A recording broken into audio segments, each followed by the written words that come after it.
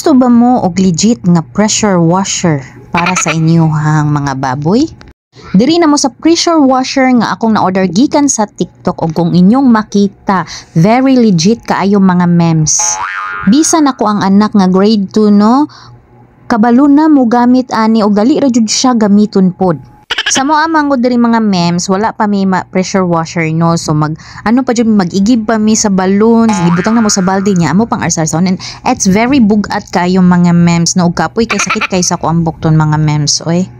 So naka-decide ko nga mag-order sa TikTok. Kini is 1,800 kapin lang mga mems no. So worth it man po ang yang price. So baga ba sa una na kong tanawan ni makaingon jud ko ganang mahal, pero paggamit na ko nakaingon jud ko worth it jud ang price mga mems. Unsa pa man inyong ginapaabot, naa sa comment section ang link ani. Diri mo kay wala ni scam, tinuod gayud ni, very legit.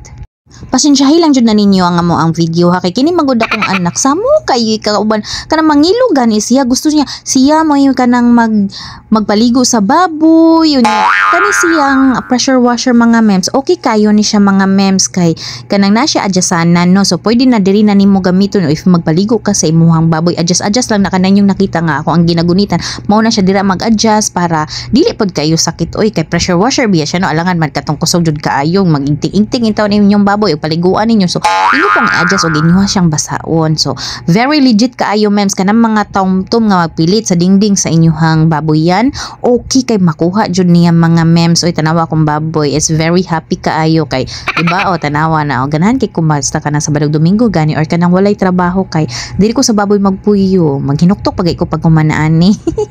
Bitaw mga mems, oy happy kay ko kay naka-order ko og legit kaayo nga pressure washer ba, wala ko na scam. Kuyawan bi ako jud ani pag-order no, kay basin ba unyag kining atik lang ba niya maunsa ba, pero very legit jud kanang mga kumpul-kumpul nga mga hugaw nila nga naa din na sa gilid nagpilit. Aw kuha kaayo oy, basta just lang nimo katong kusog jud nga pressure ang imo kana kusog na siya. So kung inyong makita no, so ganahan kay ko magamit, I love it very much kayo. So unsa pa man inyong ginapaabot mga mems, order na mo, i-click lang na ang naasa ko ang comment section no, agto na mo sa TikTok kay it's very legit jud, worth it kayo ang presyo mga mems oy.